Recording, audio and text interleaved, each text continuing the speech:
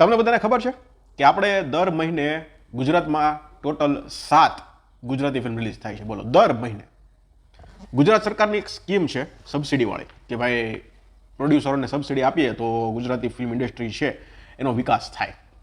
તો એના પરિણામે આપણને દર મહિને 7 ગુજરાતી ફિલ્મો રિલીઝ થતી જોવા મળે છે અને આપણે આનંદ માણી શકીએ છીએ. એટલે સારી વાત છે. તમને શું લાગે હું ખોટું બોલું છું? ખોટું બોલવા વિડીયો બનાવી છે અમે. આ તમને હું નામ આપું ને, હાલો તમને હું જાન્યુઆરીથી લઈ અને અત્યારે છેલ્લી રિલીઝ ગેટ સેટ ગો સુધી ટોટલ 61 ફિલ્મો રિલીઝ થઈ છે અને બધી ફિલ્મોને હું તમને નામ આપ્યા.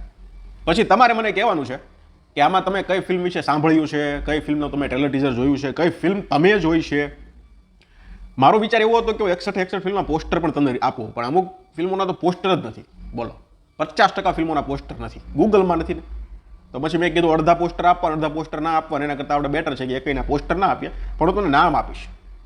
અને હું તમને એ પણ કહીશ કે આમાંથી કઈ ફિલ્મો જે છે એણે બોક્સ ઓફિસ પર સારું કલેક્શન કર્યું છે, કઈ ફિલ્મો છે, કેટલી ફિલ્મો છે, કેટલા ટકા ફિલ્મો છે જે ફક્ત સબસિડી માટે બનાવવામાં આવી છે, અને કેટલી ફિલ્મો એવી છે કે જેણે નફો રળીને આપ્યો છે. બોલો, અમુક ફિલ્મો એવી છે આંગળીના વેઢે ગણી શકાય એવી 3 થી 4 ફિલ્મો કે જેણે નફો રળીને આપ્યો છે પ્રોડ્યુસરને.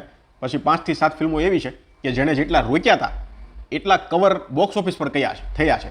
ખીચામાં પાછા આવ્યા નથી આવ્યા એ નથી ખબર. બોલો, એવા આંગળીના વેઢે ગણી શકાય એટલી જ ફિલ્મો છે. હવે જો હું તમને છે ને ફિલ્મોના નામ આપું, ચાલો. એક તો બિચારો બેચલર ફિલ્મ છે એ બોક્સ ઓફિસ પર સક્સેસ રહી, પણ કોર્પોરેટ બુકિંગના સહારે આ ફિલ્મે કલેક્શન કર્યું છે, બરોબર. એટલે આપણે એને અત્યારે હિટ કહીએ કે હિટ તો હશે જ.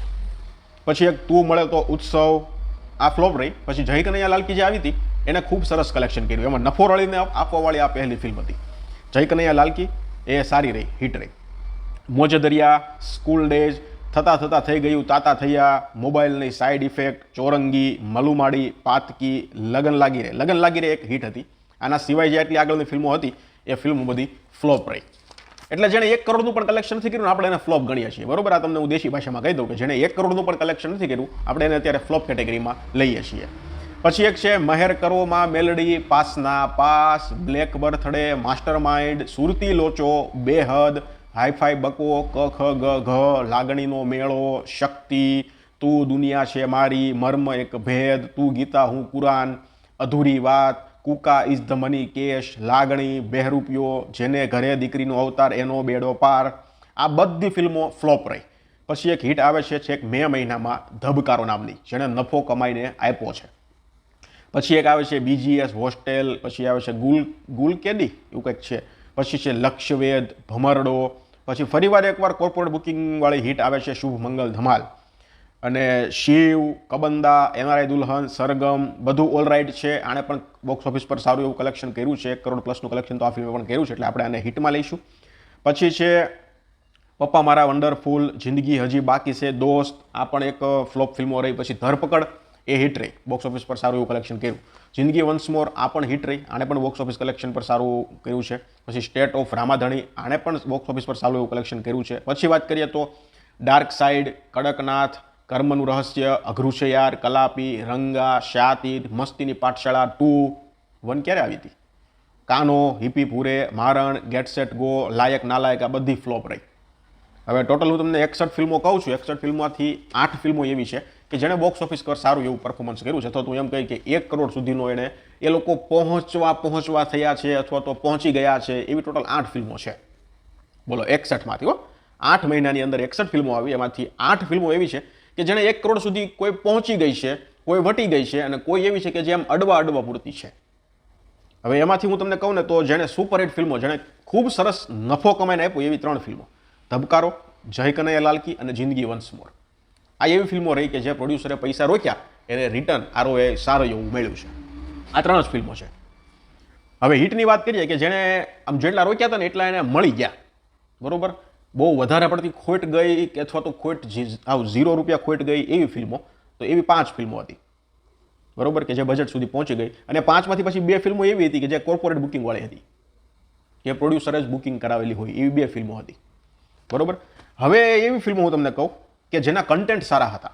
મારા મતે મને જે ગમી અને મને એમ થયું કે ભાઈ આ ફિલ્મ સરસ હતી. પછી ભલે ને કલેક્શન કર્યું ન કર્યું 2 નંબરની વાત છે, પણ મારા માટે જોવા લાયક મૂળ 6 ફિલ્મો હતી કે એમ થયું કે ભાઈ આ ફિલ્મ સારી છે. આવી 6 ફિલ્મો હતી અને જે મને ગમી છે એમાંથી 1-2 કલેક્શન કર્યા પણ છે અને 2-3 ફિલ્મો એવી હતી કે જેણે કલેક્શન ખૂબ ખરાબ કર્યા છે. હવે હું તમને કહું ને, જો ટકાવારી મુજબ તો 13% ફિલ્મો એવી આવી કે જેણે બોક્સ ઓફિસ પર સારો એવો દેખાવ કર્યો. 5% ફિલ્મો એવી આવી કે જેણે નફો રળીને આપ્યો, કે જેણે રોકાણ કર્યું હોય એને સારું એવું ROI રિટર્ન ઓફ ઇન્વેસ્ટમેન્ટ સારું એવું આપ્યું, એ ફક્ત 5%. અને 61માંથી ટોટલ કહું ને તો લગભગ 42 થી 45 ફિલ્મો એવી છે કે જે ફક્ત ને ફક્ત સબસિડી માટે હતી.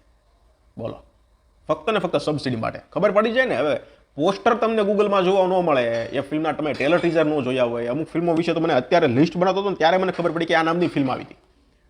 45 થી 48 ફિલ્મો એવી હશે કે જે ફક્ત ને ફક્ત સબસિડી માટે હતી. એટલે કે 73% ફિલ્મો, વિચાર કરો તમે, 73% ફિલ્મો જે ફક્ત ને ફક્ત સબસિડી લૂંટવા માટે બનાવવામાં આવી હતી. હવે આ જે સબસિડીવાળી સ્કીમ છે એ ખરેખર ગુજરાતી ઇન્ડસ્ટ્રીને ગ્રો કરીને આપે છે કે પછી ફક્ત ને ફક્ત પબ્લિકને લૂંટવા માટે બનાવવામાં આવે છે, એ ખબર નથી પડતી. વિચાર તો કરો તમે, એવરેજલી 7 ફિલ્મોની એવરેજ આવે દર મહિને. એ કે ગુજરાતીમાં 7 ફિલ્મો રિલીઝ થાય છે. આ છતાંય તે તમે જુઓ ને તો મહિનામાં 2 શુક્રવાર તો એવા હોય કે જે ખાલી હોય, ત્યાં ગુજરાતી ફિલ્મો જ ન હોય. છતાં આપણે હિસાબ ટોટલ મારશું ને જ્યારે આ વર્ષના અંતે, ત્યારે મહિને આપણી પાસે 8 થી 9 ફિલ્મો હશે કે ભાઈ દર મહિને ગુજરાતીમાં 9 ફિલ્મો રિલીઝ થતી. પણ ક્યારે આ ઓગસ્ટના છેલ્લા 2 શુક્રવાર તો મેં જોયા, ખાલી કોરા ગવફ ગયા છે. બોલો, એટલે 61 ફિલ્મો અત્યાર સુધીમાં ગુજરાતી ઇન્ડસ્ટ્રીમાંથી રિલીઝ થઈ ગઈ છે. હવે 61માંથી તમે કેટલી જોઈ, કઈ ગમી, કેનું ટ્રેલર જોયું, કેટલું એનું ટીઝર જોયું, આ બધું મને કમેન્ટ સેક્શનમાં જણાવો. બાકી સફળતાનો રેશિયો 5%નો છે અત્યારે જોઈએ ને તો, અત્યાર સુધી ઓગસ્ટ સુધી, કે 5% ફિલ્મો એવી છે કે જેને સારું એવો નફો કરીને આપ્યો હોય અને જે આમ સારો એવો જેનો આમ કન્ટેન્ટ હોય એવી. બાકી તો ધબધબાટીને બહાટી જ ગુજરાતીમાં બોલે છે. દર અઠવાડિયે 2-3 ફિલ્મો આવે છે. તો આ રીતનો અત્યાર સુધીનો હિસાબ રહ્યો છે. ધન્યવાદ.